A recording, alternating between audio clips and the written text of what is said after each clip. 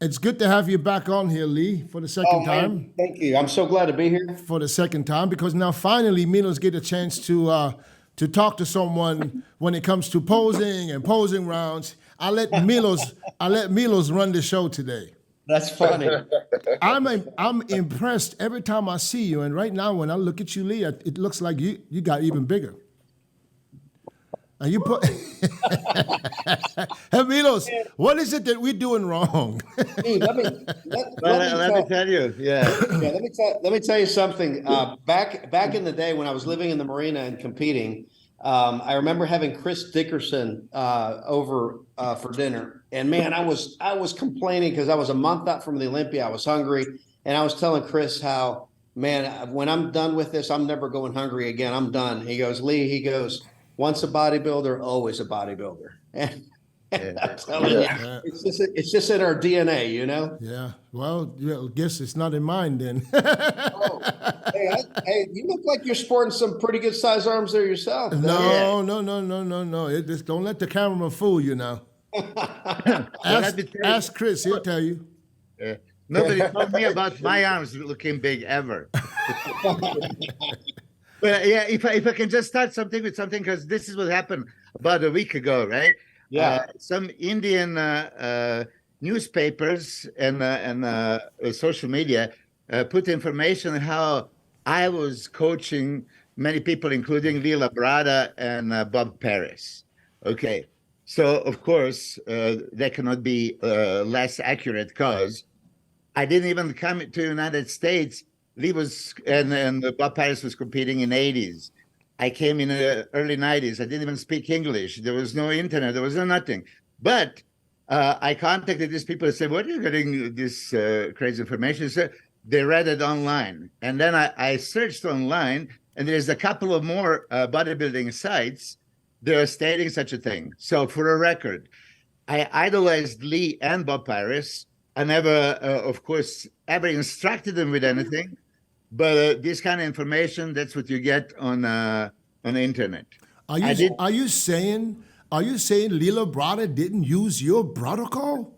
Can you imagine? Come on, yeah, how did he make it to the Mr. Olympia in second place? Me. Second place without your protocol. That's a puzzle for me too, but that's the truth. But Lee, so I did make the record straight. I did the interview with them. I don't know why you even entertain conversations like this with random people off the internet. No, listen, I would be bothered myself. I would agree. There's just so much junk out there and people that are just trying to stir crap up, you know?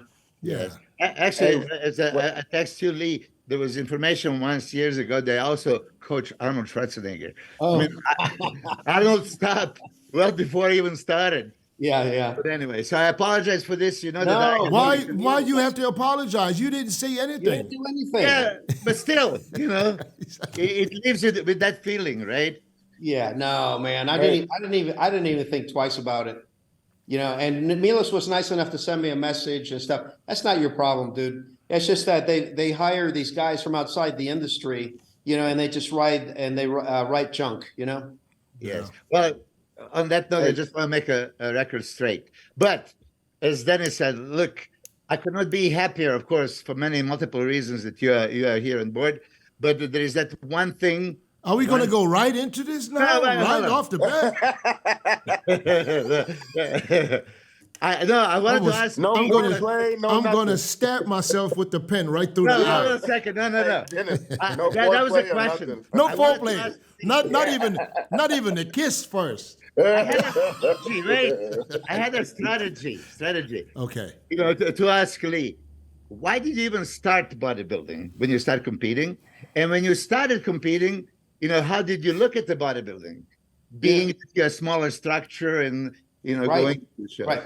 Milos, it's very simple. You know, I was playing football at the time. You know, so you gotta understand this is 45 years ago. And I was playing high school football and I got injured and I ended up in the weight room trying to recover and rehab some sprained back muscles that I had. And I fell in love with bodybuilding when I saw the results that I was getting in my body. I ran out and I bought a issue of Muscle Builder and Power, which was the forerunner to Muscle and Fitness. that was Joe Weider's magazine, Muscle Builder and Power. And I never forget, I was looking at pictures of Mike Mentzer and Danny Padilla and Frank Zane and Robbie Robinson and all the great bodybuilders from that era, and my dad comes behind me and he looks over my shoulder and he goes, "You want to look like that?" And I go, "Yes." And so I was bitten by the bug. And later that year, I was 17 years old. It was right before my 18th birthday. I trained for a month and entered my first bodybuilding competition in Jacksonville, Florida, and teenage division. And man, when I showed up, I swear to you, I almost didn't even take my warm-ups off, because everybody was 30 or 40 pounds bigger than I was. And well, everybody's still 30 to 40 pounds bigger than I am to this day. But I learned very quickly that bodybuilding is a lot more than just who the biggest guy is. I won the show, and I was bitten by the bug. After 1 month of training. Well, I trained for the competition for 1 month.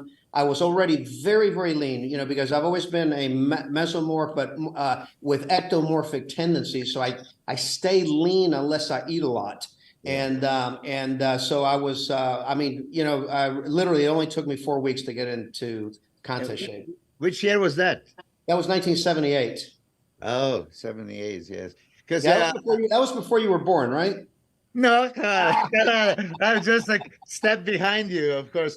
But I know that, okay, I'm going to tell you. I came 87 to Serbia, to America from Serbia. And there was a magazine from 86 that I got like a month before I came. And that was the Night of the Champions from 1986, which you enter a new one, and love a second, right? And I guess this was your pro debut. I didn't know until later on. But this was also, imagine Dennis or Chris going into the American and seeing Lee Labrada, who was perfection, but he was not a huge guy, right? Beating the middleweight, who was enormous. So this is one I'm just saying because I want to lead to that other thing. For me, bodybuilding, okay, especially Mr. Olympia, defines best bodybuilder in the world, not the biggest one. That's the idea. That's the idea. And that was the idea when you were on. Do you remember when you started, how was judging constructed? That we had 3 different rounds for specific reasons. And I want you to explain to the people, because I said it many times, what was judging those rounds? Yeah, so they had a symmetry and proportion round. They had a muscularity round, and they had opposing round, if memory serves me correct. Is that correct, Milos? That's correct. Okay. But, so so they were supposed to judge those equally, right? There was 4 rounds. Yeah, and then right, that's right, because in the evening there was a verification round. Yeah. No. Back then it was the pose down round. Yeah, but this is just a top 6. I know, but that was round number 4. Yeah, which was held at the night show, and it would confirm what they found at the prejudging, or at least it was supposed to. Yes. So you being a purist in bodybuilding, you having this mass with class, beautiful shape. Thank you. What was your top heaviest body weight that you competed? 192 pounds. 192. Okay. I don't know if everybody followed, but for the records, right? You have never placed under top 4 at any of your 7 Olympias that you competed. Right. I had 7 consecutive Olympias, top 4 placing in all 7. Battling guys like Lee Haney. Oh, I was giving, and that's just the top guys, because there were a lot of guys that didn't place in the top 5 or 6 that outweighed me by more than 30 to 40 pounds. Yes. You see, the thing that I'm trying to do, and they say, Milos, you're fighting the battle you cannot win, is I want to bring back the beauty of bodybuilding, because by eliminating those rounds and supposedly now judging everything together, that first round that you said, symmetry and proportion shape round, is no longer validated, because it's just considered as a general opinion, right? But back in the day, that was front side relaxed and back relaxed pose when they're looking just for shape aesthetics, and excluding that, the lower aesthetics component of bodybuilding judging. That's the first thing.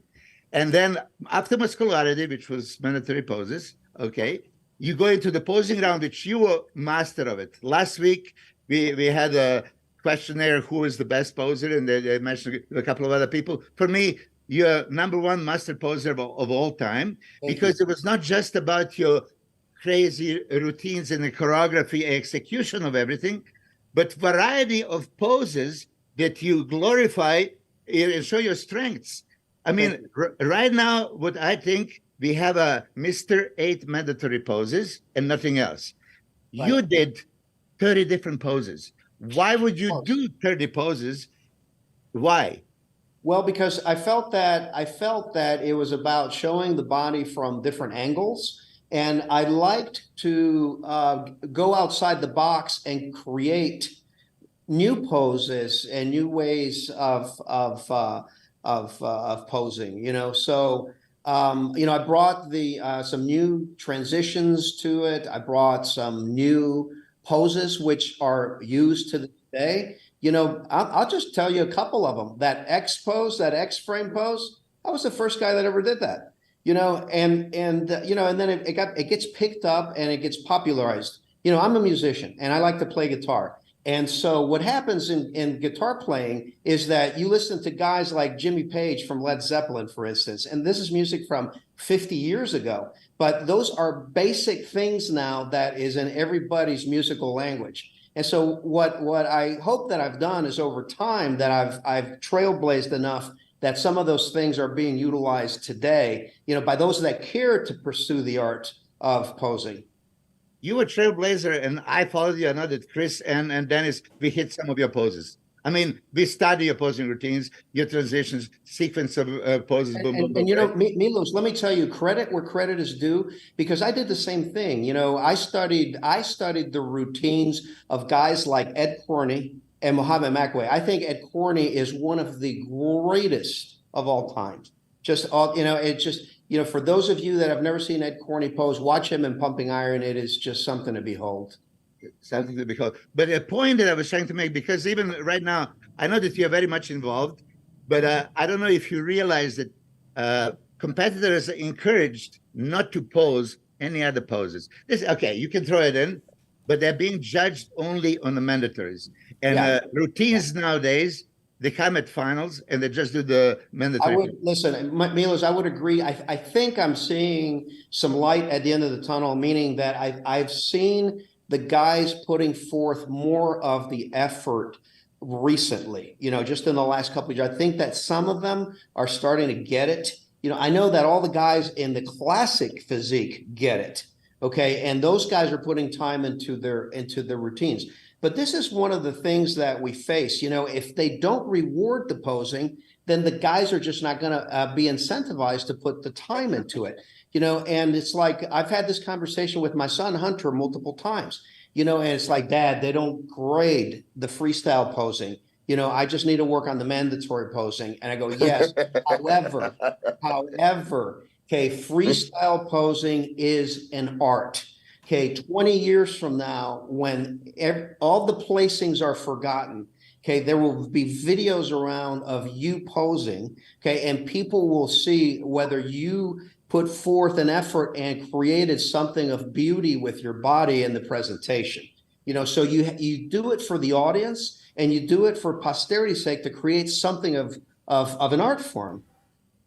Yeah, but just one more point to make, and I'll leave you guys alone, I promise. So why would Arnold Schwarzenegger do the twisting back shot, archery poses, mantis pose, or you multiple poses? I mean, I stole all your you know, Labrada. Take your shirt off and show us. Come on, Milos. Yeah, I can do this. But why did you guys, like, if this is not valued back in the day, you know, think of Arnold's best 5 poses. They are all other than mandatories. Frank Zane, right? You know, the other ones, vacuum, this one and stuff like that. Why would bodybuilders back then, Chris Cormier, master of posing as well, why would we do all these poses? Because there was physique round.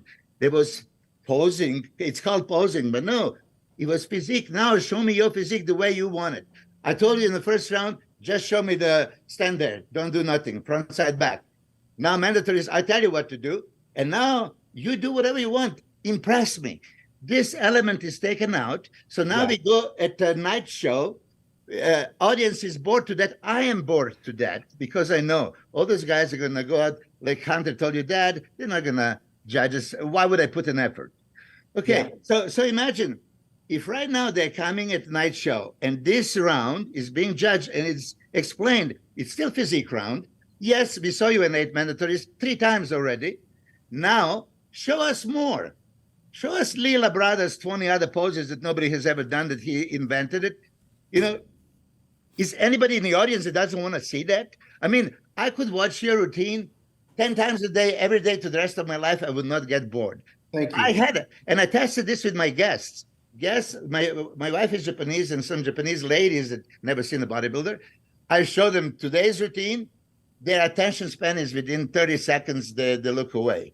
And I show your routine. They watch from beginning to the end. Average person. So, well, and I think that alone, if that's true, Milos, then that alone is a reason for the competitors today to put time into their freestyle posing, because they're going to captivate not just the audience and develop more fans, but they're going to captivate the eyes of the judges. Yeah. How can we change that if we can? How can you help us achieve I just that? hope they do, sure. Because Well, listen, you're just standing there and not requiring, if we talk to them and explain that. So would you rather go to the final show? Everything is already predetermined. They're going to come and just work off that posing routine. They're going to work it up. They're not going to try to impress. Anyway, you train all your life to create that physique. Don't you want, you enjoy yourself on the stage. You kind of wish there was a longer time limit that you can present even more of what you built throughout the years. I know I have guys that they want to get off this. Chris, man, what's going on there? I'm trying to fix my shit. Fix You're what? fighting with somebody. I know I had time because I knew Mila was going to keep talking. Okay, I'm going to stop this. I don't want to. For me, coming from you, No, it's my phone. You were absolute master of this. If 4 of us would right now make a documentary, a movie for the, and we want to introduce bodybuilding to the world, they don't know, what would we use? We would use your routines, your physique. Thank you. And I am hopeful that that these routines will inspire others to put more effort into theirs. And I hope that the competitors realize that freestyle posing round is their time to show off all of the hard work that they've put in the gym. Why would you want to shortchange yourself there? Why wouldn't you want to create a work of art, a moving sculpture with your body? Why would you not want to do that? True. Lee, how much? I want to just say that in 20 minutes, I didn't even get a word in yet. This is awesome. Milos, we got to do this more often. No. I knew this was going to happen. Let me ask Lee a question real quick. Now, since we talk about posing, how much time did you invest in creating a routine for a show? Because you never had the same routine. I never had the same routine, and I would select my music about 4 months out from a show. And then what I would do is I would make a list of the different poses that I wanted to do. I would include all the mandatory poses, and then I would include what I called artistic poses. And then what I would do is I would link them together depending on the cadence, and the highs and lows of the music. I would link them together almost like puzzle pieces using transitions. And I call transitions dynamic poses, because, okay, a front lat spread is a static pose. A front double bicep is a static pose, but the transition from that lat spread to the front double bicep could be a work of art. It could be a dynamic pose. And so I approached the transitions very seriously also. And so in this fashion, I would string together the poses and I would choreograph it. And I used to practice a good 30 minutes a day. It wasn't something that, was, onerous or anything like that. But I would make myself habitually practice every day leading up to the show. Hey, Lee, So you turn pro as a middleweight and go straight to the Night of Champions, get a win there. You even had some Grand Prix that where you won every Grand Prix show. That came Correct. that came later in 88 and 89. In 88, I shared those Grand Prix wins with Rich Aspari. Yeah. In 89, I did 3 Grand Prix and won all 3. But you like first, second, and third in that Grand Prix, like every time you I go. was typically first or second. Right, Yeah. right. Yeah. So you was like you was like one of the main guys. Like, I've utilized. I know I give Milos a hard time about the posing, but he knows I'm a posing freak, and I believe wholeheartedly in what he's saying about it. I'm just a ball buster. You were a great poser yourself. Thank you, brother. No, I also agree with Milos. I never said I disagree. I know. I just like to Just bust get this his ball. straight. I always agree with him, always, because he's right. He's right. I just He think is right. I just think we just woke up the dead horse so many times and beat it down again. Hey, and the thousands of other people's listening and watching. They I know. agree, but nobody wants to do anything. Why don't we do something about it? What do you want to do? Strike. Yeah, not strike, but explain to them. Okay, it's Why about don't you? another- Why don't the you? athletes, for the sport, Wha- for the audience? Okay, Milos. I think the solution is to inspire the current bodybuilders to do a better job. I really do think that they want to do a better job.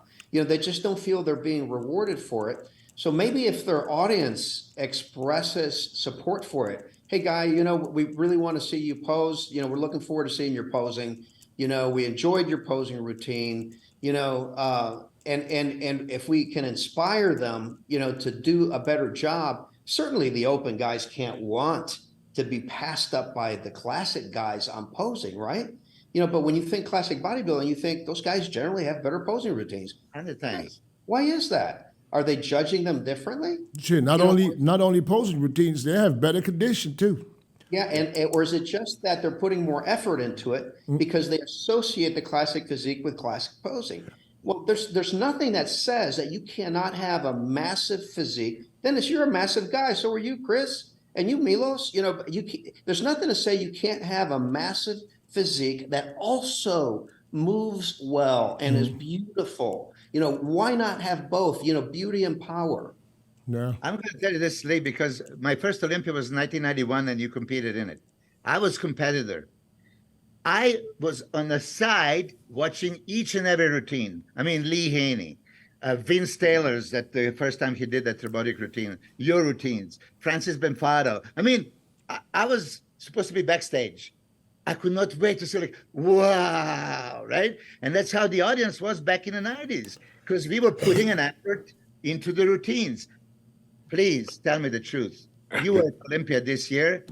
How many routines do you remember? I don't remember. That would have been the question I had next for Lee. Who do you, out of the I'm talking about the open guys, out of the whole roster, who do you remember for a decent routine or a great routine? I just there's nobody that really jumps out at me. I think that some of them were more fluid than others. But there's still just a lot of stringing together mandatory poses and doing a lot of most musculars at the end with this thing running from the side of the stage. That's the rap concert. Yeah. Well, I don't know. I just think that the guys would be well served to put more time into it, and I think the audience would appreciate it. I think they'd show the appreciation for it. So Milos, why don't you start the process if you want to do something about it? Let's go on. Listen, am I doing this for me? Am I doing this for me? Of course I'm not. I just love bodybuilding. I'm passionate about I know. the art of bodybuilding. Just because nobody wants to do anything about it. Well, you have the connection to our fucking athletes rep. Athletes rep, my best friend. Yeah, Bob, you're listening. But here, Lee, this is equivalent. I said, you cannot be on the stage and not being judged. You cannot be on a football field and play the third quarter, and whatever you score is not going to be judged. You cannot be in a ring and fight, and the fifth round, we're not going to call it. You know, you can, you know, knock yourself out. It doesn't matter. How can you be on a bodybuilding stage of Mr. Olympia with thousands of people around the world coming there, and we all know this does not matter. It's going to stay these 8 mandatory poses. You just need to, you know, hit them again, and that's all we need. Yeah. And this is why I said it's Mr. 8 mandatory poses, and it's becoming muscle building, not bodybuilding. That's why I asked you back in the day when you came on, you were trailblazer in many ways. I mean, you were 192 pounds at your top. You were a middleweight winner in a nationals, right, and a world championship. You know, I remember you beat Ben Faro back in the day in that world championship, right? So you made it possible for all the, like, when I started competing, I was a smaller guy, right? It's like, Lee just won the Night of the Champions. He went to the Olympia and he's the top. You know, you made it possible for all of us because. I feel that I inspired a lot of the smaller guys or the smaller framed guys. Yeah, and MILOS, because I was giving away so much size advantage, I had to focus on every detail. You know, I had to focus on being in my best condition, my best at posing. You know, I mean, right down to the tan, stage presence, everything. You have to be detail oriented. You know, and so because if I messed up on any of those things, the big guys would just crush me. But do you guys realize the same that and I think this is because of the posing, that the guys that put a lot of effort into routines, that practice posing daily, always come in better condition? Yeah, there's no doubt about it. People don't understand, and I tell them all the time, I said, posing, a lot of posing will bring out detail that you can't even get by training. Oh, I've seen it. I've seen it, Dennis. Isometrics. I remember being at the FIBO in my early years. I remember the first time there was this booth, a little small booth called Max Muscle. They were selling clothes from the Max Muscle store back in Venice, or to Max Muscle. They were the distributor in Germany. And I was an amateur, just started competing. So when they asked me if I can be at the booth, I said, yes, you know, of course. And I took a picture with everybody. I posed probably 2,000 front double biceps in that booth that day. And I changed from the morning until night like there's no tomorrow. Really? Just posing all day. It was crazy. So that's why I think you see these classy guys just being better conditioned. You know? Yeah, I think it definitely helps. It's isometric contractions. You know, yeah, for sure. Hey Lee, so when you were a Weider athlete, right? How did you incorporate your own stories and your own articles? I wrote a lot of my own training articles, and obviously, like you guys, I was interviewed for a lot of them as well. Right. Okay. And also, you also mean a lot to me because you're like the first one who was like that I watched in Olympia. I saw you took second to Flex in that Ironman. I just turned pro. And you're like the first one, a notable pro that was like, Chris, you got a good shot. You're going to be real good, man. Do your thing like that. And I from that day, man, I was just like, man, Labrada'S said I could be good. Like, I was like, damn. And you were. So you were amazing. So we were backstage. You remember that day? Yeah, you were backstage. amazing. You walked. You was like, I was like, damn. Labrada'S said that shit. I was like, okay. Well, I know a great physique when I see it, Chris. I appreciate it, man. Thank you, brother. I also want to ask, how did you become to want to start your own nutrition company and do you, and seeing how the industry is now and all the changes you saw from back then as compared to now? So, Chris, I started thinking about having my own sports nutrition company around 19 around 1994 or so. You know, I had worked with Weider Health and Fitness for many years. And then I had worked with Metrics. I was one of the first 3 guys at Metrics. And I saw what was happening in the sports nutrition field, and I felt that I could do a better job, and that I had an advantage in that I had the experience of being an athlete, of having come from the trenches, so to speak, from the gyms, and knowing. And that combined with, you know, my background in engineering and science, I was able to talk the language of the food scientists, and I was able to bring the two together and come up with our own formulas. Lean Body was the first, which a lot of people don't know, but that product is actually over 25 years old. Is that the best seller? People always ask how I got here. I was willing to work just a little harder than everyone else. Every damn day. If I can have hundreds of hours back, you know I'm gonna grab them. Spending hours prepping chicken, rice, and vegetables, F that. I rely on perfect nutrition. I rely on trifecta. The Lean Body ready-to-drink shakes are the best sellers. Yeah, because I love them too. I gotta be honest. Yeah. Well, I'll send some to you guys after. Yeah. Hey, we grew up on that, man. They're really awesome. Not because I'm promoting my own product, but you know whether. Well, you have every right to promote your products because you got great stuff. Well, thank you. You know, whether you Solid. choose Lean Body or another ready-made protein shake, the fact is that ready-made protein shakes are really convenient when you can't get whole food. You know, and then if you take one like Lean Body that's got 40 grams of protein, 0 sugar, and tastes great, you know, it just makes it easy. You just throw it in a bag along with a piece of fruit, and you can go and you can have it there as an emergency or right after the workout, that kind of thing. You know, so it's become very popular, you know, across the country. It's a #1 ready-to-drink protein shake in gyms across the country.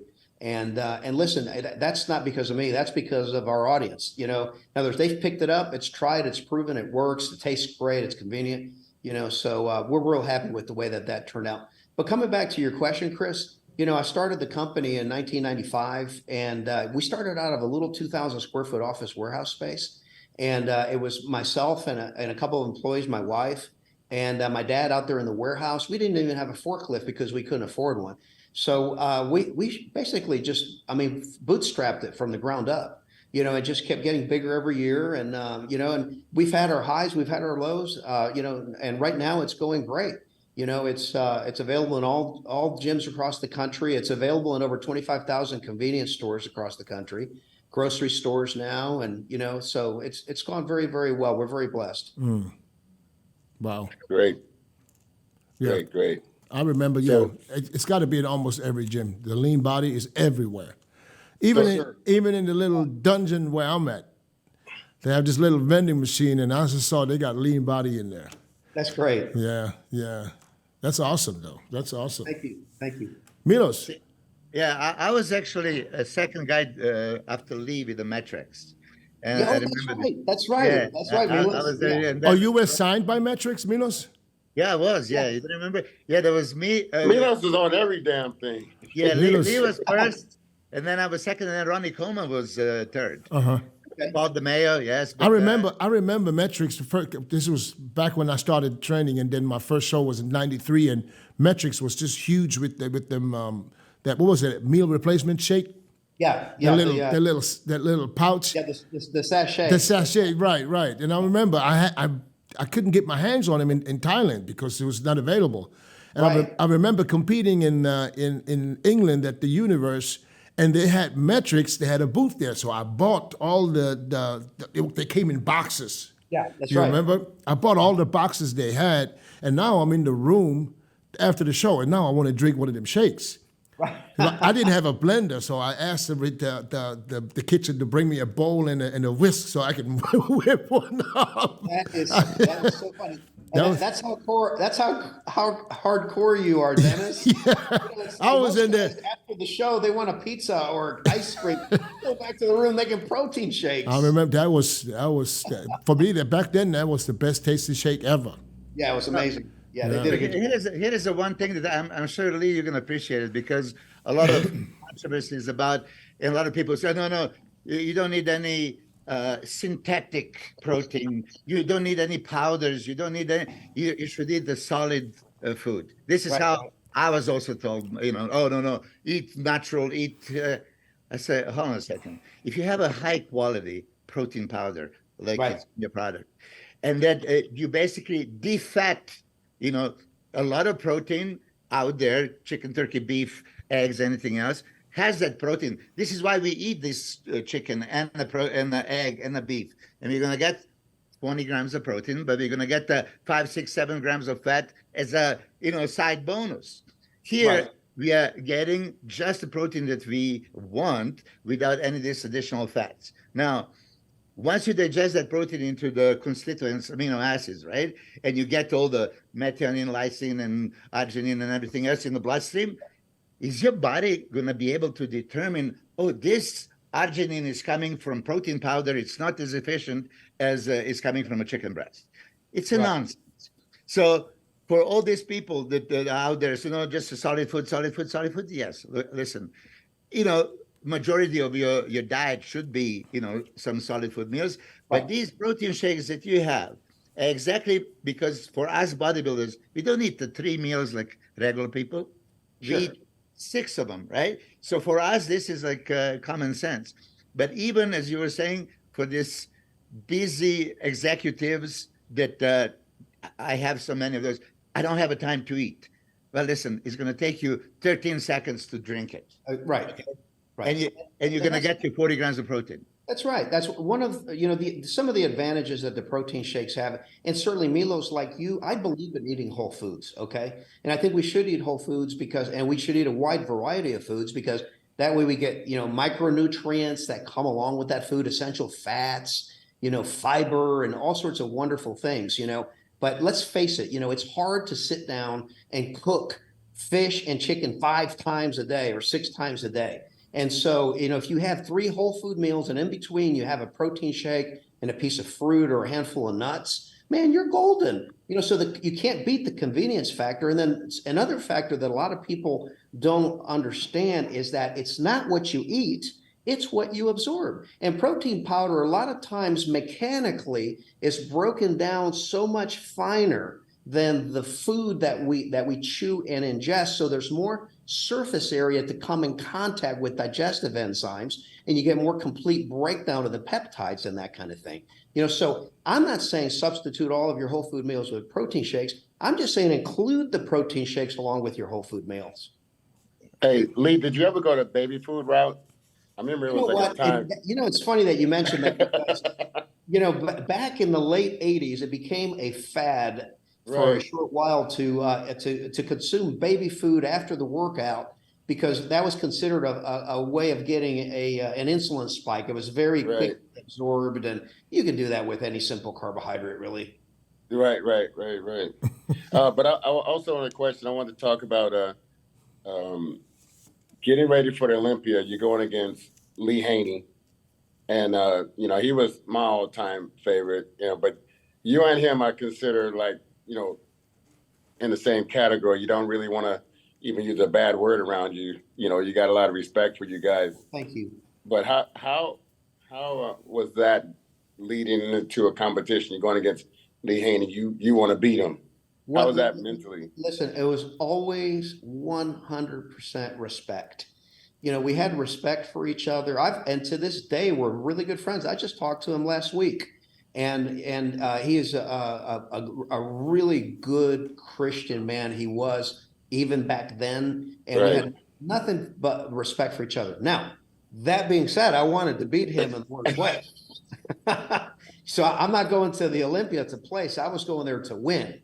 We had some close calls. I remember he was calling you Leader Flea in the magazine. Yeah. I think that was instigated by the magazines, trying to create controversy and that type of stuff, but it was all good. It was all good. That going into the 1990 Olympia was our closest call. I came in. I remember that. Yeah, I came in second place, but I was actually ahead by 3 points coming out of the prejudging, and then went into the night show and he won the overall. And listen, that's not taking anything away from him because you know, if I'm honest, arguably the greatest champion of the 80s.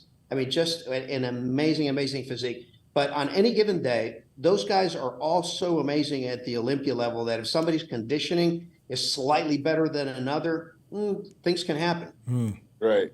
89 and 90, those 2 years you were second. Yeah. 1990 was Actually, 2 drug-free. years. 89 and 90, I was second. That's right. Yeah. Yeah.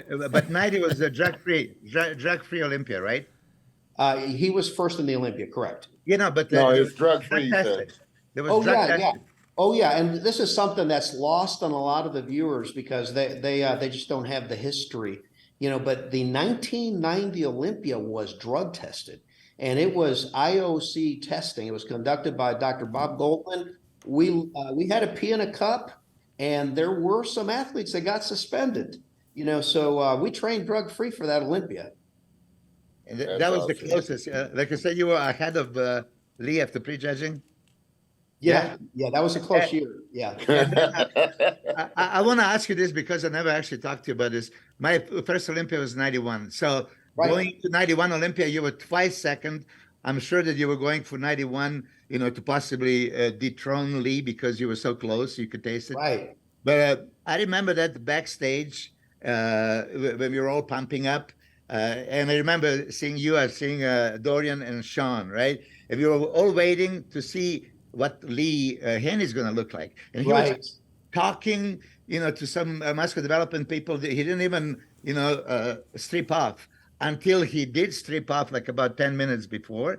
Right. And everybody, I remember even you, when you saw him, I've seen your look. I think that you probably realized that was the best Lee Haney that ever was. Yeah, he was a sight to behold, you know, and he had a monster back and really great balance for a big guy. You know, he was just he was a worthy champion. Don't you think that this was his best ever 91 Olympia? I think that was one of his best ever. You know, I think he was just consistent. You know, he was consistently really good. You know, and you know, Milos, for that matter, a lot of us that were in the top 5 were consistent back in that time. You were. Yeah. I mean, you have never been out of shape ever. Well, thank you. But I look, think- but look at him now. You look at him now. He's not even out of shape right now. How old are you He's now, Lee? 62. I'm gonna be 63 in 2 weeks. So He's that's 62, man. that is fucking crazy for 63. me. Thank you, man. 63 Damn. years old. He looked like a 40-year-old right there. Did you see when he was Good time, James. squatting down and you can see the quads, you know, fibers going, you know, crazy? Yeah. Lee. I mean, we all Thank know you. his arms are, you know, state of the art right now, right? But you know, old people like we lose legs, right? Not Lee. I mean, Lee's like I appreciate that, guys. You know, I've noticed changes in my body over the years, just like you guys have. But you know, the key thing here is that bodybuilding is a lifestyle. You know, and I'm saying this for the older guys and gals that are watching this. You know, the idea is just to be the best that you can be at every age. You know what I'm saying? You know, I'm not gonna look like I did in my prime in my 30s. You know, but I can look the best that I can be at this age. You look way better than what normally you should look like at this age. I mean, So, I can look at everybody else 63, they don't look like you. There's Thank no you. chance. Thank Because you you. don't have a gram of fat on you. Well, I don't have a lot of fat. I do eat a really clean diet, you know, and it's not because I force myself to. I really don't go hungry. You know, it's just that after this many years of doing it, it's just easy, and I feel good. I feel physically energetic, clear-minded, good, not hungry. You know, when I eat how I'm supposed to eat. You know, when I eat clean. Yeah. Well, you know, I eat Lee- clean too, and I'm still fat.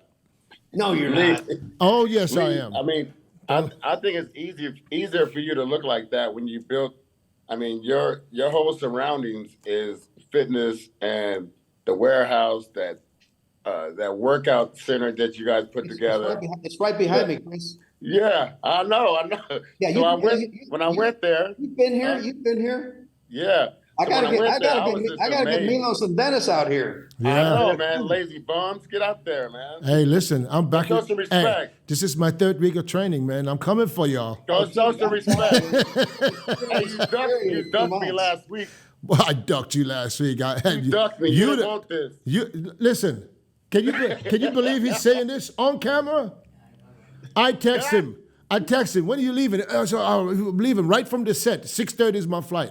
Come on, man. Yeah, but you know I You said didn't. I'm coming tomorrow. You didn't I want. was in the You didn't gym. want nothing of this, man. You Oh, just so didn't now want you're it. pulling out on me. You Now didn't you're- want it, man. You didn't want it.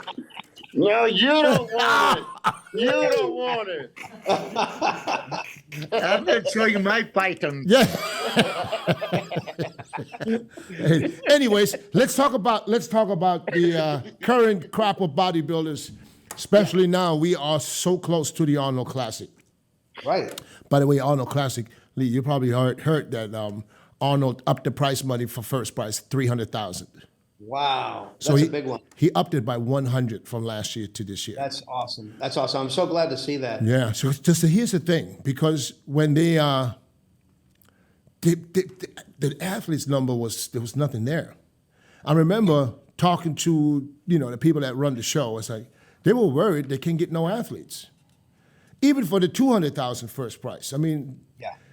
and as soon as Arnold announced an extra 100,000, 300, all of a sudden they coming out of the woodworks. Everybody's doing it. Okay. Well, they're coming out of the woodwork and trying, but I'll tell you, they may have started too late. Yeah. If they waited. I think that what happened was that the proximity of the Olympia in December to March really doesn't allow, for a full down cycle before the guys, start getting back into contest mode.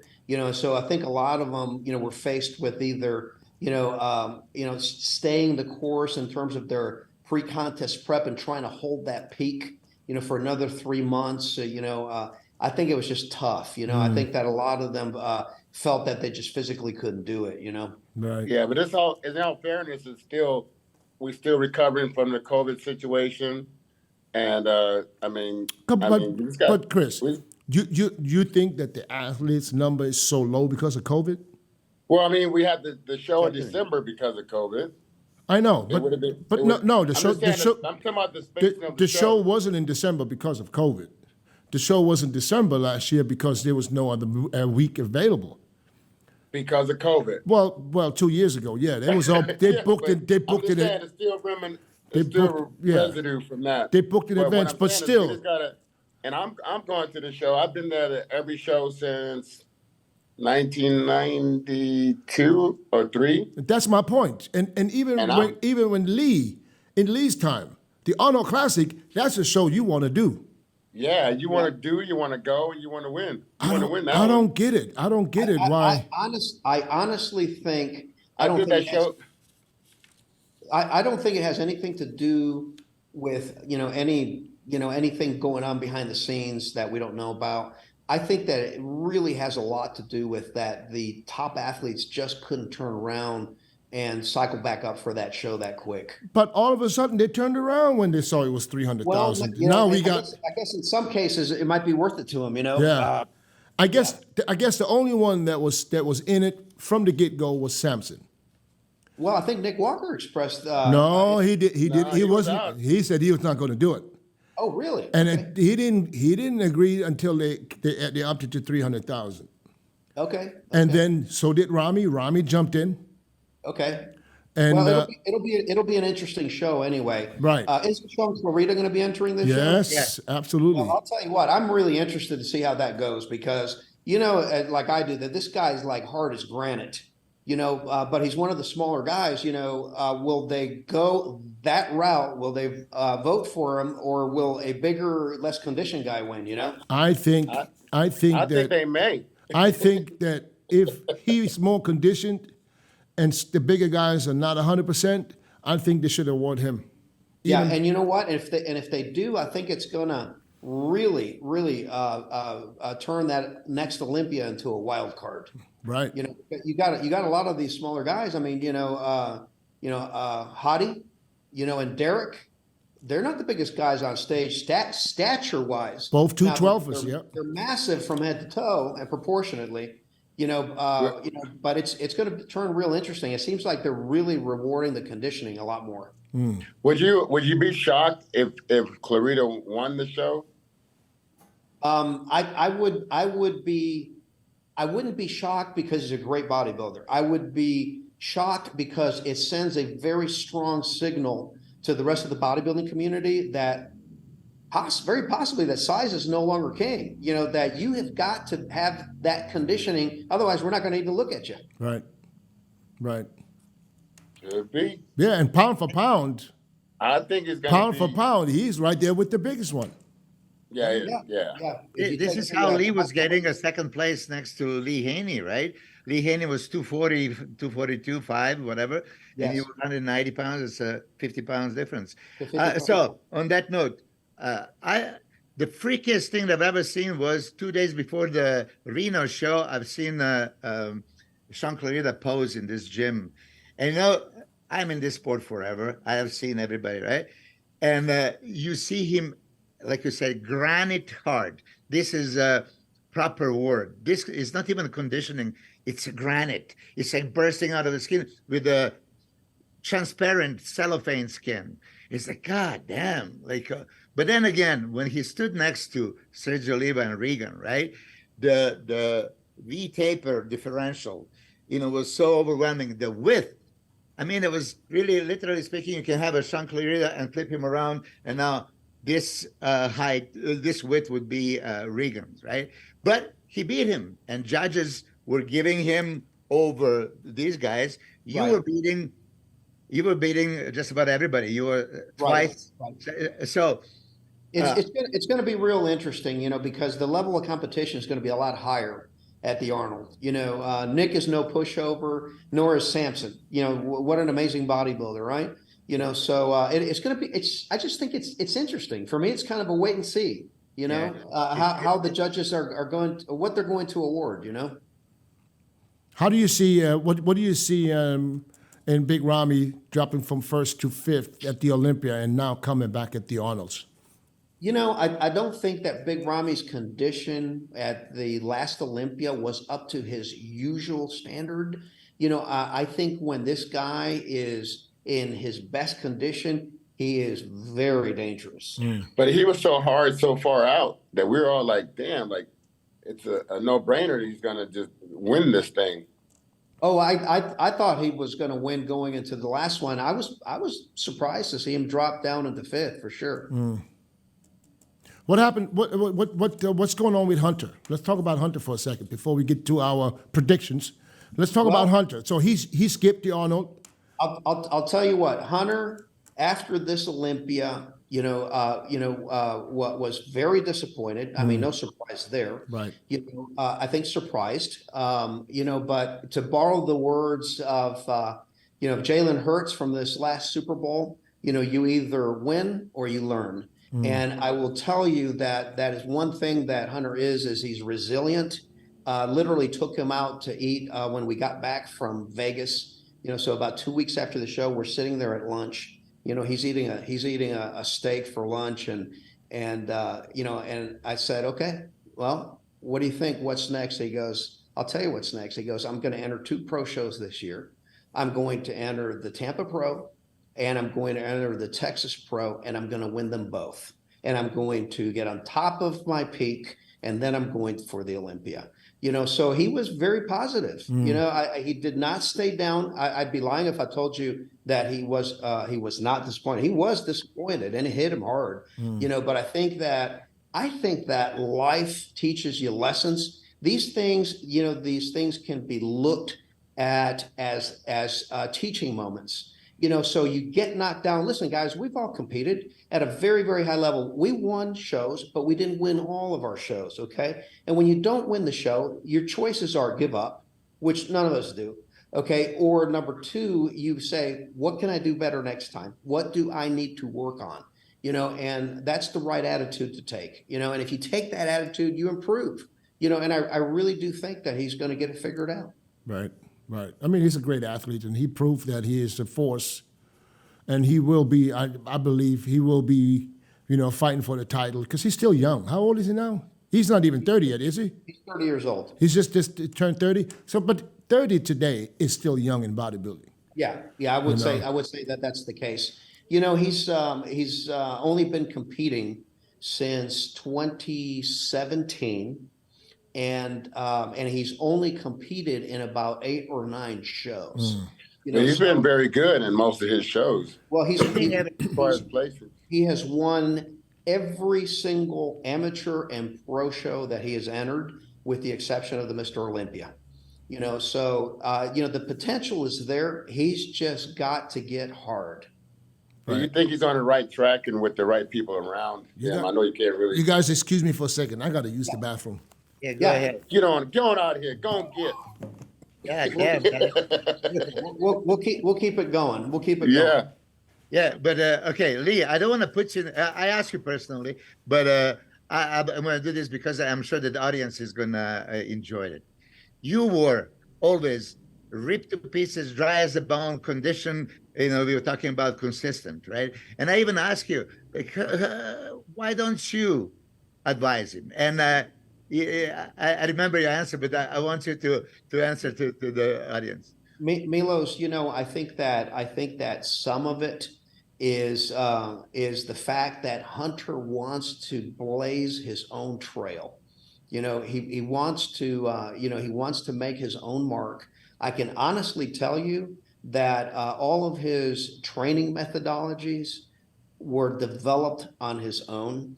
He's worked with strength coaches like Joe Bennett in the past, you know, and has, you know, just an incredible knowledge of training and angles and whatnot. Has a great knowledge of nutrition. You know, although, you know, we have disagreed in the past on how much of that should be liquid nutrition. You know, he went that route for a while. You know, he's eating whole foods a lot more. You know, and I think that a lot of it was because he was just trying to get down. He's just trying to consume the high number of calories that he had to consume to keep his weight up. Because what a lot of people don't realize is that he loses weight very rapidly. You know, he's got a very fast metabolism.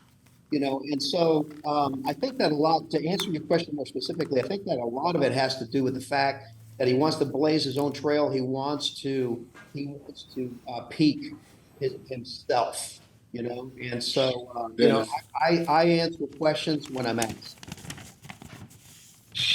Dennis. Yes. Yeah. Okay. I mean, I apologize if I touch. For me, it was just like a no-brainer. Yeah. If I was your son, I would ask you, you know, how many seconds you breathe in and then breathe out. You know, because you know, this would be just like logical. I asked also Hunter last time I've seen him, and he says it's different. He's like 70 pounds heavier than you, right? Yeah. You know, almost like maybe the peaking method would be a little different, which you know, I think that everybody's body is a little different, yeah. but I think that we all have arms, legs, liver, kidneys. Exactly. You know, and physiologically, there's probably about 90% overlap. Things respond about the same way. Most of us pee standing up. Yeah, exactly. You know, you know, I'm hopeful that he will get it figured out. But I mean, but you're pretty.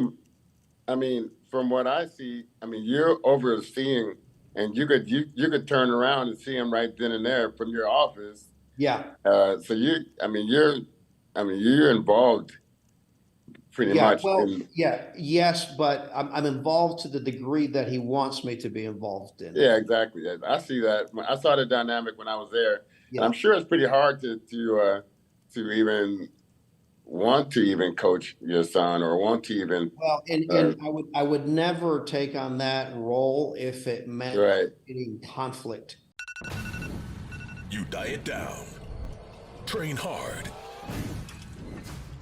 and supplement smart for months. When the time comes to step on stage, don't leave your tan to chance. Go with the pros. Pro Tan. #1 worldwide since 1987 and the official sponsor of the Olympia for the last 15 years. Don't step on stage without it. Pro Tan. Yeah, and it would, I think. Yeah, it could, because the thing is that that those things are very stressful, those times before shows. Oh yeah. And listen, you guys obviously, you know what the dynamic is between you and your own fathers. You know, father-son relationships can be complicated. you know, Yeah. and so, you know, they have that element, you know, so I don't have that third person arm's length, relationship like I would have with another athlete. Right, right. On that note, I have to confess. I mean, sorry, Dennis, but this is very interesting, and I want to know your opinion. My father was Doctor of Science of Neuropsychiatry, the most intelligent, educated man, and I didn't want to listen to a word he was saying. Right. And so what makes a person do that? And it's not because your dad, listen, it's not because your dad wasn't on the cutting edge and the most intelligent guy in his field, one of the most intelligent guys in his field. The reason you didn't want to take his advice is because he's your dad, you know, and it's like up to a certain point. Yeah, dad. But after this, it's like, I got to take the training wheels off. I got to do it myself. I got to do it my way, you know? Yeah. Most deaf. Do you guys pose together though? Oh yeah. We post together, and you know, he pulls me in, you know, and I confer with him, you know, whenever you know he needs information, I'm there, you know, and listen, the way that I couch it is, look, this is what I did. This is what I did back in the day. Right. Okay. You know, and you take whatever lessons that you can from that, but this is how I did it. How did you train, Lee? Did What's you that? train as heavy as Hunter? How did you train? Did you train back in the day? Do you train as heavy as Hunter? No, not nearly. See, and that was another thing, you know, as Hunter trains very heavy, you know, he goes to complete exhaustion on 2 or 3 working sets, almost like that Menser system, you know, but which Dorian also used. But my system was one that was faster. It was medium weights and a rapid cadence. You know, I only rested long enough to catch my breath, and then I was on to the next set. Yeah. I remember seeing Lee, and you guys remember the story that I said that I saw John Brown in Heidelberg in a store when he was a guest poser, and I saw another person. In Germany. I saw 3 people before I even started bodybuilding. I saw 3. It was John Brown. One time I saw Tony Pearson, and then I saw Lee Labrada and guest posing in, I don't know if you remember, this is so long ago. I wasn't even bodybuilding. I just Someplace in Germany. in the gym. I think it was in the basement or somewhere in the gym in Schwetzingen for Fitzenmeyer. Oh yes. Oh no, I remember. In fact, I still talk to Fitzenmeyer to this day. Oh, really? Yes, he's done exceptionally well. So Werner Fitzenmeyer started a chain of gyms in Germany. They're very successful today. They're very large gyms. But back in the day, he had arguably a couple of the best hardcore bodybuilding gyms in the country. Yeah, that was the one in the Scheffelstrasse. We call it Scheffelstrasse. Yeah, that's right. And I Schwetzingen. think it was Fitzenmeyer, his dad. He was the one back then still. Yeah, no, now his dad was not involved in the business. You know, Fitzenmeyer was the one that started the business. His dad would come by and train from time to time, but it was Werner that ran that business, and he organized my appearance. Oh, okay. So I remember these guys. They dragged me there, and I see Lee guest posing, and he was swole. I don't know when people say small. I didn't say nothing small when I saw you back then. I don't know how much you weighed though, but you probably were great condition off season anytime you were ready to pose. You know what, Dennis? Because of the fact my metabolism being so fast and it being so difficult for me to put on weight, I was never more than 10 to 15 pounds off contest weight. Oh, really? Yeah. So it would take you a couple of weeks to get in shape. No, actually, it would take me 12 weeks to get in shape because I would lose half a pound to a pound per week going into the show, and I'd like to do it very, very gradually so I could hang on to every bit of muscle. Got you. You know, but the heaviest I've ever been in my life was about 210 pounds. You know, and so you know, it's just I was never one of these guys that bulked up. You know, and guys put on weight differently. You know, some of them put it around their waist like me, and then there's others that actually their muscles seem to get fluffy. You know, it's like it's just everywhere. You know. Yeah. Well. So you don't gain any fat anywhere but around here, right? Typically just around the midsection. Are you Cuban? I'm Cuban. Yeah, Cuban. Yeah. Yeah, he was born there. Yeah, something in the water, man. You know, me and the Olivas. Yeah. Yeah. And then there wasn't Bill Pearl from Cuba also? No, I don't know. I think Bill Pearl No? was an American Indian. Was he American? Okay, okay. I didn't know Lee was Cuban until I saw him talking Spanish while we were in Spain in the restaurant one time. I was like, "You speak Spanish?" He said, "Yeah, I'm Cuban." I remember that. Funny. Just out of curiosity, did you go back to Cuba lately? I have not been back to Cuba since I was 2 years old when I emigrated to the United States. Now my kids are after me to take them. Yes. And so yeah, I may make that trip here. I went in 2013. You know, I had the greatest memories. But at 2013, 10 years ago, it was really like 50 years behind civilization, right? Oh, it's like frozen in time. Yeah, but it's very, very interesting. But people were just like, you feel that energy outside. What is it like now, though? Is it safe to go? You know, I don't know. You know, I know it's very, very poor. It's a very poor country.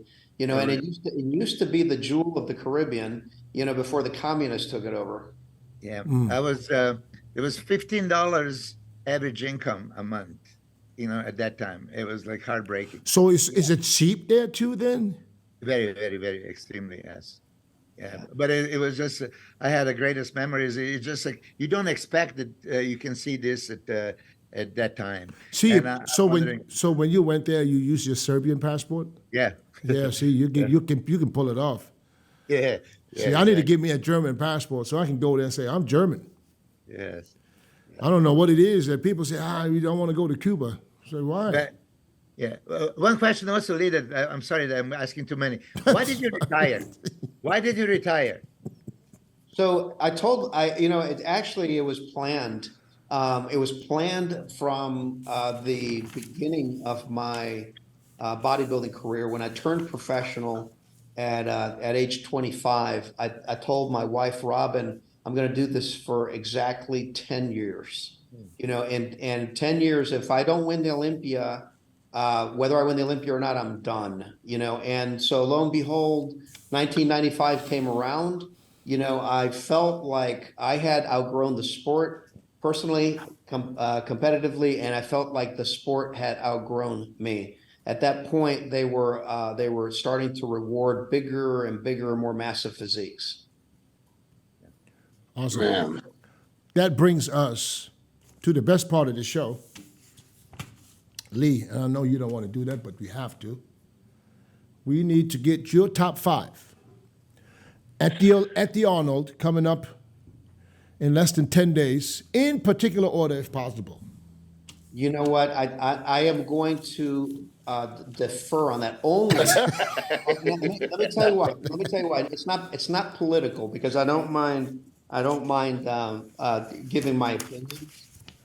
But if I'm being perfectly honest, I only know of a small handful of the guys that are going in, the ones we talked about. And I honestly haven't been keeping up, looking at the photos, and I don't know what kind of condition they're in. I know, but you know what? It's only 2 handful of people anyway, so it's not that many guys.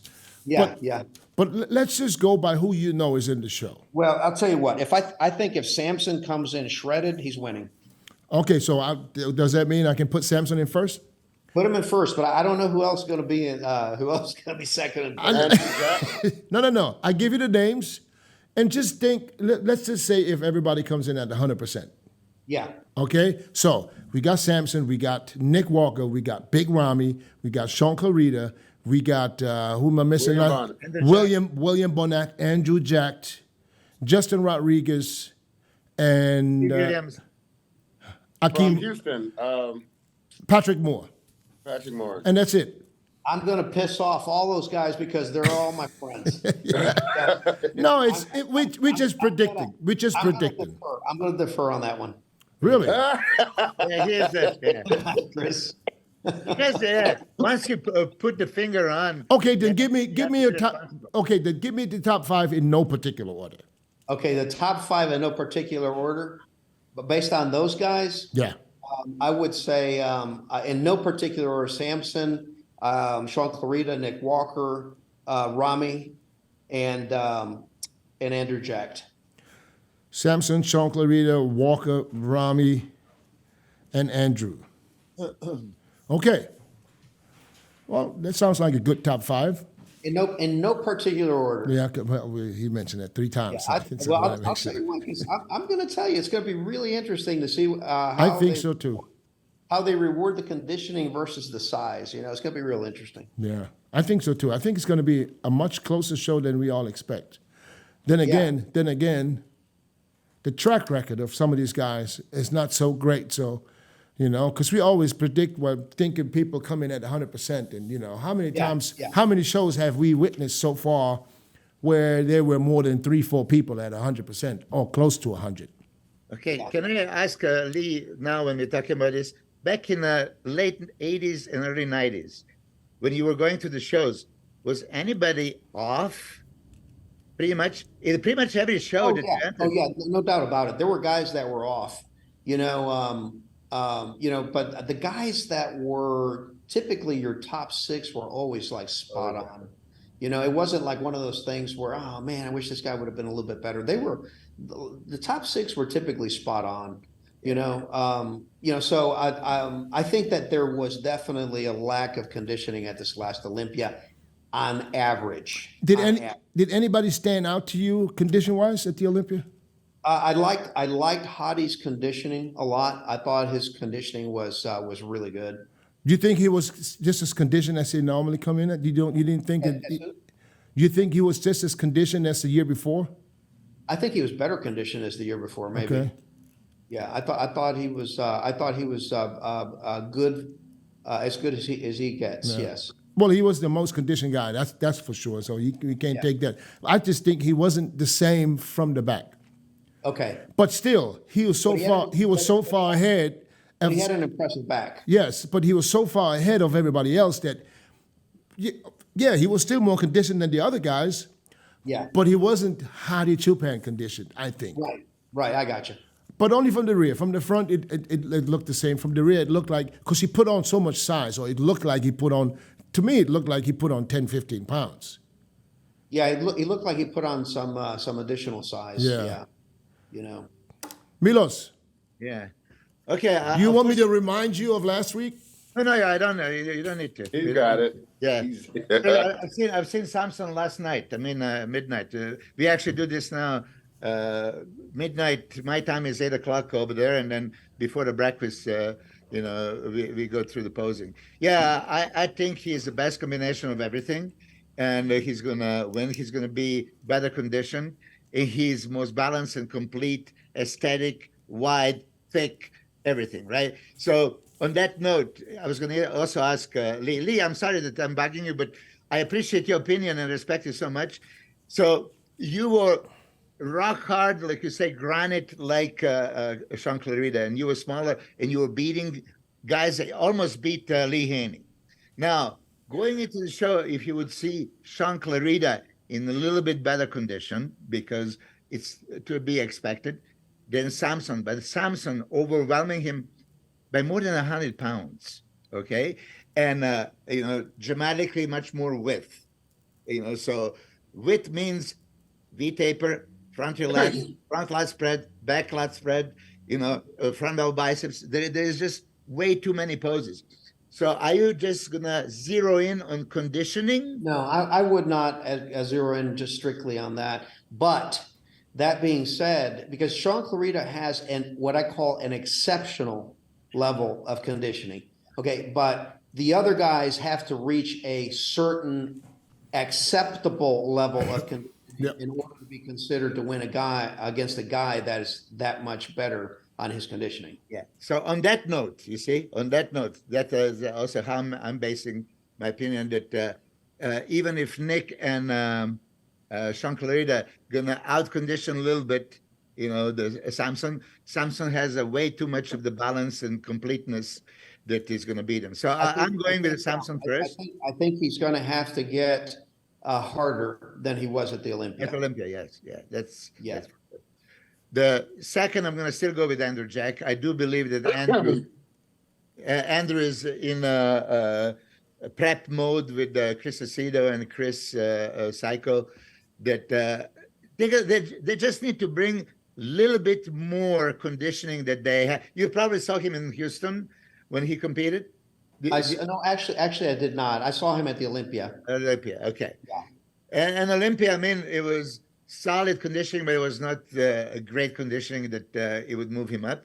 I think he's going to bring this and he's going to get him second. I was so far always going with Ramy third, but I think I'm going to switch to the Nick Walker going to the third, because Nick is just, becoming, that exceptional conditioning, like you mentioned, that can probably reach the level of Clarida. I've seen his skin is like transparent, that onion, like super, super, super thin. So I think, again, it's still, you see, Honey Rambo in his podcast told me, Milos, it's still open bodybuilding. It's open bodybuilding. It's like muscle. It's muscle show. I disagree with conditioned muscle beating, better body that is almost his condition. I'm against that, because then, just no matter how you look, you just condition yourself and you're going to win the show. This is the best. This is Chris Cormier, that as good condition that you were in, Chris, many times you were, comparing to the other guys, not as ripped, but your balance, right. Pretty much everything was just overwhelming. So, but anyway, I'm moving Nick Walker to the third place. I had Ramy there, because Ramy is enigma, which Ramy is going to show up. I do think that SHAUN Clarida, I've seen recent pictures also, could be considered actually there right next to the Nick Walker. So I'm going to move Clarida to fourth, and I'm going to keep Ramy now on fifth. Jeez. I know. But I might be completely wrong. This is my today's feeling.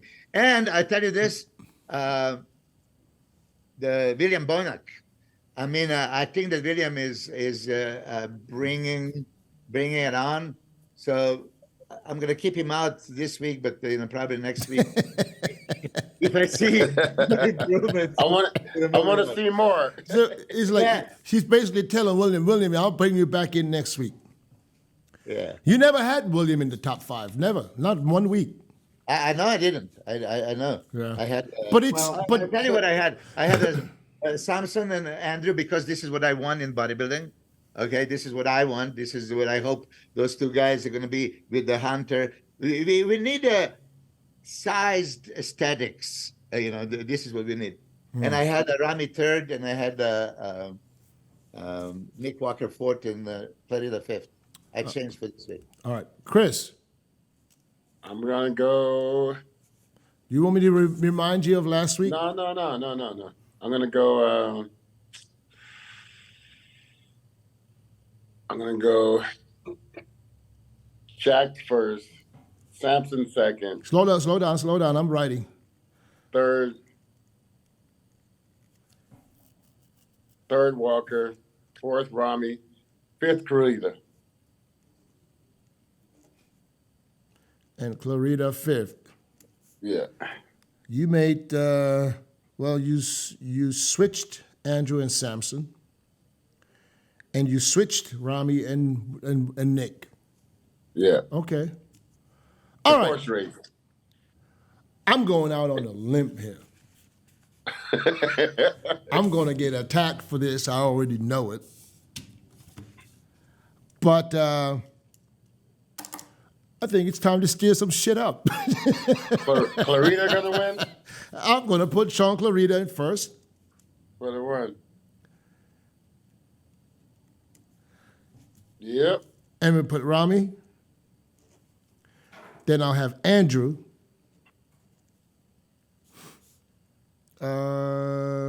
Samson. The Nigerians. And oh shit. Hold on. I forgot Nick. What about William? I forgot Nick. Wait. I Oh, know. yeah, Nick. But this is the funny thing. It's so close that it can go so many different ways, and that's why I'm glad we have one more week next Tuesday where we can make another prediction, because this will be the final one. All right, you guys post all your best photos up so we can get a good idea. Okay, I got Ramy, then Nick, and shit, and then Andrew, and then Samson. All right, guys, don't get pissed at me. I still have one more week. You know, give me another shot. When's the Arnold on Saturday? Huh? Is the Arnold on Saturday? Yeah. Your show's on Sunday. Right. Shit, my show airs on Sunday, so the next prediction will air a day after the Arnold. After, huh? Yeah. Too bad. Okay, so listen, we got 5 minutes to think about this one more time because this will be the last prediction. I mean, listen. Final predictions. I need you final. There's no chance of you changing it until the Arnold. Hey, I just want to put this out here, you know, so that everybody understands. I mean, and I know I speak for all of us. We have so much respect for every competitor that is up there. They are just incredible athletes. And I will tell you this, you know, we're sitting here throwing around what we think might end up being the placings, but man, those guys are all so good that on any given day, any of them could break that top 5 or even that top 3. So respect and credit where credit's due, man. Yeah. All right. Anybody want to change his final prediction? No, but as Lee said, it pointed out perfectly, any of those guys can win. Yeah. And, you know, it's a 6 guys. Another even 6 would be William Bonac to my top 5. Hakeem Williams, Justin Rodriguez, you know, or Patrick Moore, they're not slouches. I mean, you know, you can move up anywhere. And Lee, you stopped competing already by then, but I always mention this example. 97 Olympia, Chris Cormier was 9th. And then a week later, he beat Nasser Al-Sambari, who was 2nd to Dorian at Olympia, and many people saw him winning. That's right. 1 week after, okay? That's right. And in today's times, I think I was 8. I would be like a Nick Walker fan, because if I don't put him in like first or second, they say you're hating on a guy. Why? I mean, he's top 5, and this lineup, top 5 is you know, the best in the world. But this is how, if you don't put somebody first or second, you're already hating on them. The differences are like this. Hey, The differences are small, and at the end of the day, these are merely opinions. Yeah. And everybody has opinions, guys. So, you know, everybody lighten up and don't hate on anybody because they have an opinion about who's going to win, you know? Lee, before we go, how hard did you take some of your losses, or how did it affect you, some of your losses? And like, You know I lost six Arnold Classics. Well, I lost them all. Shit, I did 10 Arnold Classics. I took second 6 years in a row until I finally tapped out. What was the hardest loss ever, Chris? The one that pissed you off the most? It got to be the Arnold. I mean, 'cause I wanted that show so damn bad, dude. Like, I honestly did. Like, I wanted it because I wanted that to be my stepping stone to try to get the big title. But I needed that. What do you mean big title? Is the Arnold not a big title? No, I wanted the Olympia, the ultimate title is what I meant. Okay. But I needed confirmation at the Arnold first. And so that was my main focus, is to win. So, I mean, taking second, I mean, I think, well, shit. I mean, be honest, they all hit me very hard, dude. As soon as I hit the curtain, Dennis, I'm on the floor face down. I think second place is the worst placing that you can get. It's the worst. At least I'm the leader in one thing. I lost the most pro shows ever. I lost 71. I don't know if I don't think there's such a thing as losing. I think there's just learning, like Lee mentioned earlier. You just learn. Oh, shit, I lost, hell. That's why that's why Milos is so smart.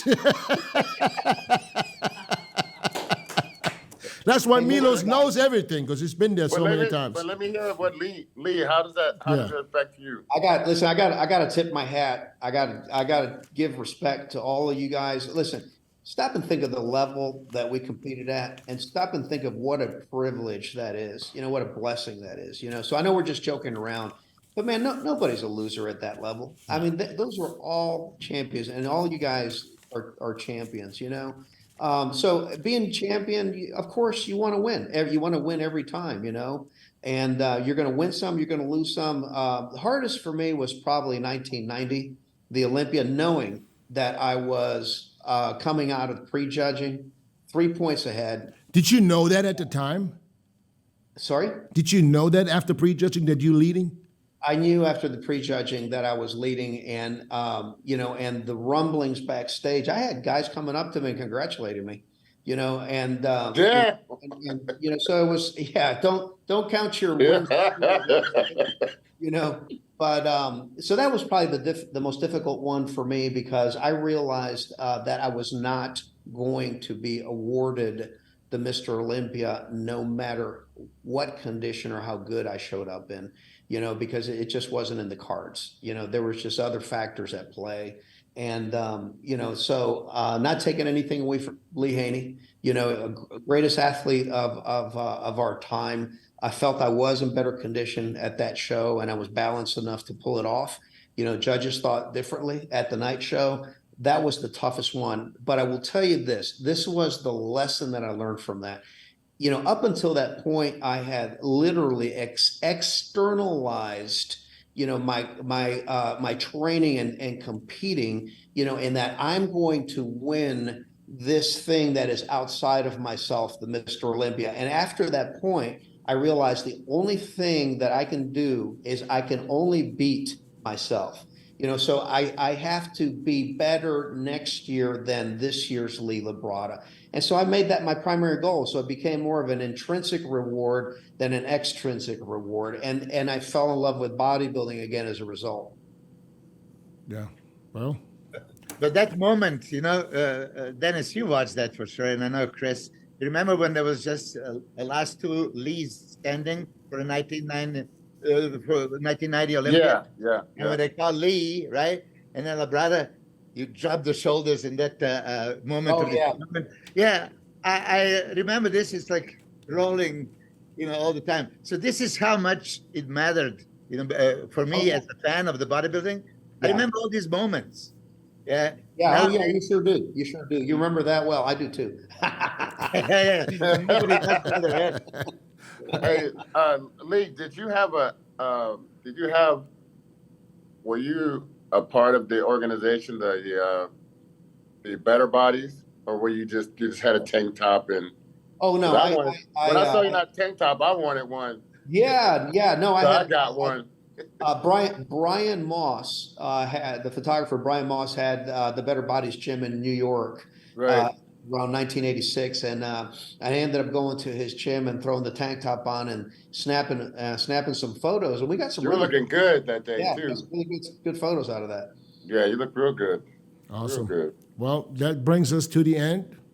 Lee, as always, much love, much respect. Huh? So thankful to be here. Yeah, no. It's always good to have. Hey, 'cause but you have a podcast too, right? You started one. I do. Thanks for allowing me to mention that. So I have the Lee Labrada Show podcast. It is on YouTube.